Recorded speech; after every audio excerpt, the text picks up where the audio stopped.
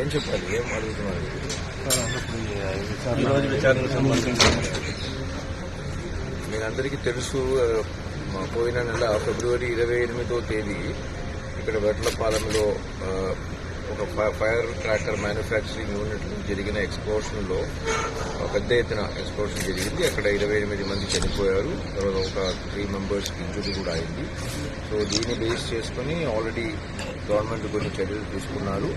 అలాగే గవర్నమెంట్ ఒక order issue చేసింది. దీని మీద డీటెయిల్డ్గా ఎంక్వైరీ చేయడానికి, దీనిలో ఎలా ఈ ఇన్సిడెంట్ జరిగింది, దీనికి రెస్పాన్సిబుల్గా ఉన్న వ్యక్తులు ఎవరైనా ఉంటే ఎవరు వాళ్ళు, అలాగే ఎందుకు జరిగింది, ఇది ఫ్యూచర్లో ఇలా జరగకుండా ఉండడానికి ఏం చేయాలి, అలాగే గతంలో ఒక కొన్ని నెలల క్రితం కూడా ఇలాంటి ఒక ఇన్సిడెంట్ జరిగినప్పుడు ఒక ఎంక్వైరీ చేయడం జరిగింది. నేను అలాగే రవి గారు కూడా ఇది కూడా మేము ఒక రిపోర్ట్ ఇచ్చాము, దాని మీద కొన్ని సూచన సలహాలు ఇచ్చాము.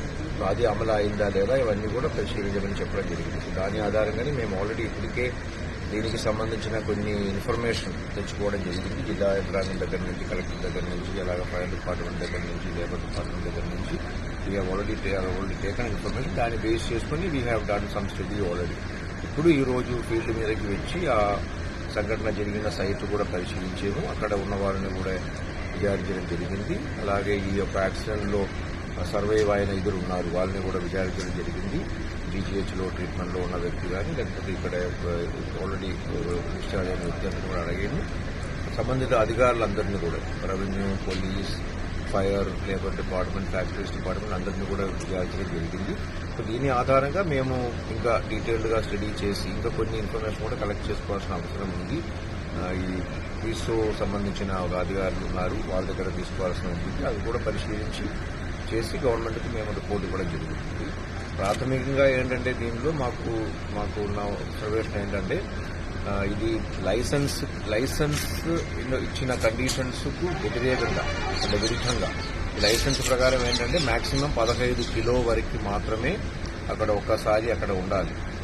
అలాగే 10 మంది కంటే తక్కువ మాత్రమే అక్కడ పనిచేసి ఉంటాయి. కానీ ఇది చూస్తే మనకు ఈ ఒక బ్లాస్ట్ ఒక ప్రభావం చూస్తే ఖచ్చితంగా అక్కడ వందలాది కిలో మెటీరియల్ ఉన్నట్టుగా మనం ఒక కన్క్లూషన్కి రావాల్సి వస్తుంది. సిమిలర్లీ అక్కడ యాక్సిడెంట్ జరిగినప్పుడు 30 మంది కంటే ఎక్కువ ఉన్నారు. అది కూడా మనం చూసే 28 మంది చనిపోయారు.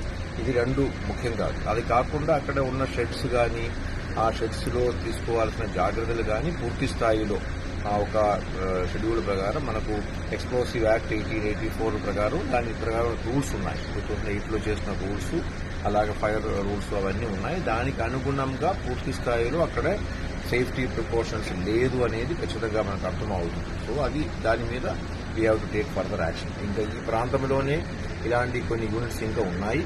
అవన్నింటిలో కూడా భవిష్యత్తులో కూడా ఇలాంటి ఏమి యాక్సిడెంట్ జరగకుండా ఉండాలంటే స్ట్రిక్ట్గా ఈ యొక్క చట్టాల్లో ఉన్న ప్రొవిజన్స్ ని అమలు చేసుకోవాల్సిన అవసరం ఉంది.